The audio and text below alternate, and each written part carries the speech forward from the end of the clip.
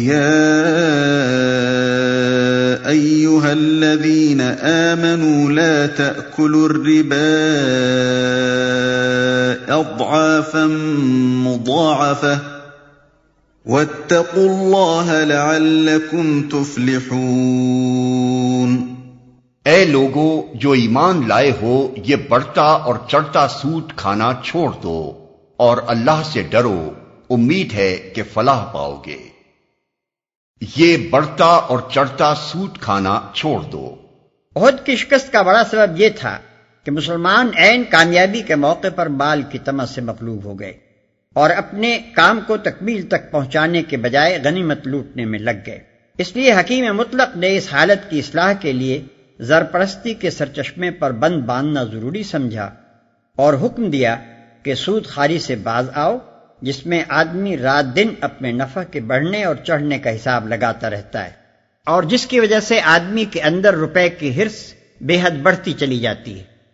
واتقوا النار التي أعدت للكافرين وأطيعوا الله والرسول لعلكم ترحمون۔ اس آگ سے بچو جو کافروں کے لیے مہیا کی گئی ہے، اور اللہ اور رسول کا حکم مان لو، توقع ہے کہ تم پر رحم کیا جائے گا۔ وسارعوا إلى مغفرة من ربكم وجنة عرضها السماوات والأرض أعدت للمتقين الذين ينفقون في السراء والضراء والكاظمين الغيظ والعافين عن الناس والله يحب المحسنين۔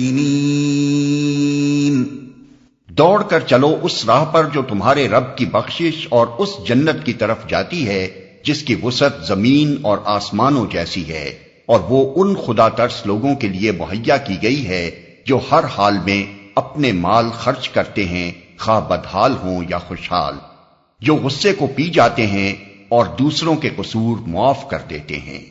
ایسے نیک لوگ اللہ کو بہت پسند ہیں۔ سودخواری جس سوسائٹی میں موجود ہوتی ہے، اس کے اندر سودخواری کی وجہ سے دو قسم کے اخلاقی امراض پیدا ہوتے ہیں۔ سود لینے والوں میں حرص و طمع، بخل اور خود غرضی، اور سود دینے والوں میں نفرت، غصہ اور بغض و حسد۔ احد کی شکست میں ان دونوں قسم کی بیماریوں کا کچھ نہ کچھ حصہ شامل تھا۔ اللہ تعالیٰ مسلمانوں کو بتاتا ہے کہ سود خواری سے فریقین میں جو اخلاقی اوصاف پیدا ہوتے ہیں، ان کے بالکل برعکس انفاق فی سبیل اللہ سے یہ دوسری قسم کے اوصاف پیدا ہوا کرتے ہیں، اور اللہ کی بخشش اور اس کی جنت اسی دوسری قسم کے اوصاف سے حاصل ہو سکتی ہے، نہ کہ پہلی قسم کے اوصاف سے۔ والذین اذا فعلوا فاحشة او ظلموا انفسهم ذکروا اللہ فاستغفروا لذنوبهم ومن يغفر الذنوب الا اللہ ولم يصروا على ما فعلوا وهم يعلمون۔ اور جن کا حال یہ ہے کہ اگر کبھی کوئی فحش کام ان سے سرزد ہو جاتا ہے یا کسی گناہ کا ارتکاب کر کے وہ اپنے اوپر ظلم کر بیٹھتے ہیں، تو اللہ انہیں یاد آ جاتا ہے اور اس سے وہ اپنے قصوروں کی معافی چاہتے ہیں، کیونکہ اللہ کے سوا اور کون ہے جو گناہ معاف کر سکتا ہو، اور وہ دیدہ و دانستہ اپنے کیے پر اصرار نہیں کرتے۔ اولئک جزاؤہم مغفرۃ من ربہم وجنات تجری من تحتها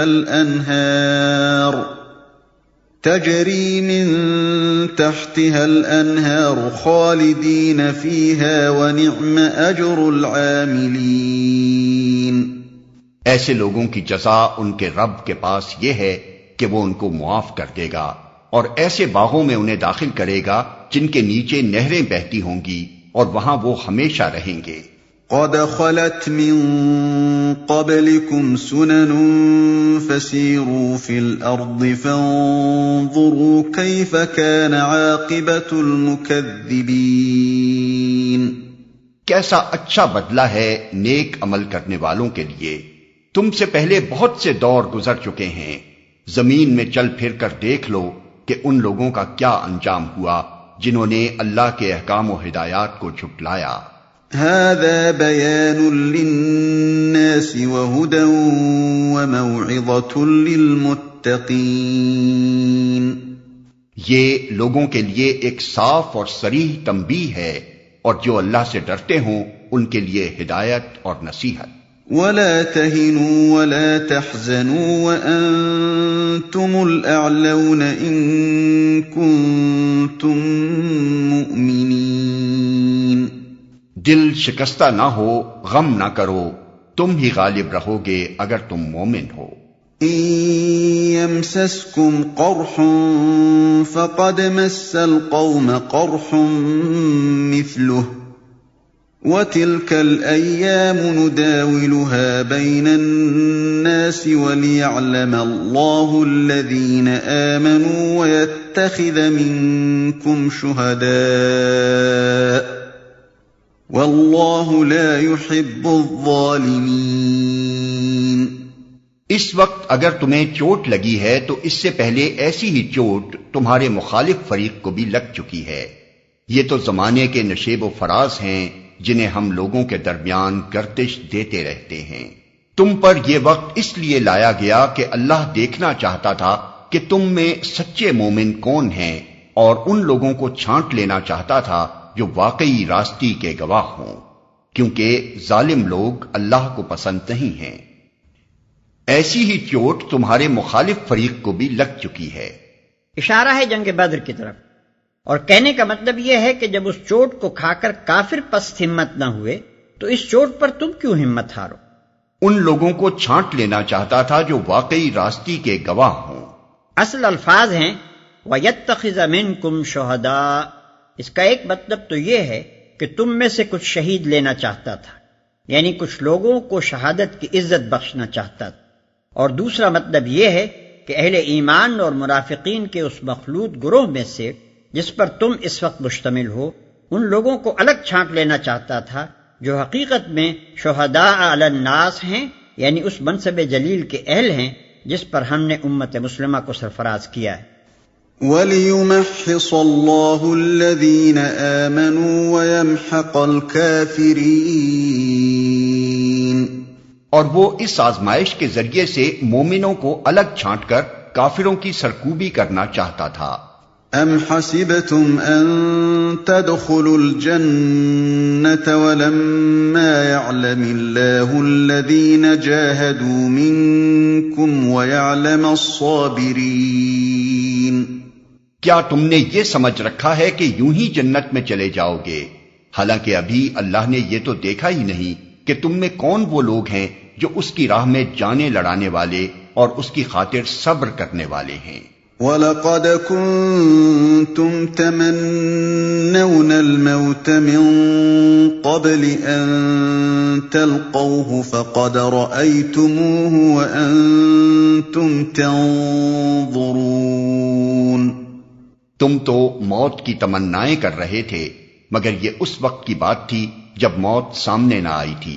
لو اب وہ تمہارے سامنے آ گئی اور تم نے اسے آنکھوں دیکھ لیا. اشارہ ہے شہادت کے ان تمنائیوں کی طرف جن کے اصرار سے نبی صلی اللہ علیہ وسلم نے مدینے سے باہر نکل کر لڑنے کا فیصلہ فرمایا تھا.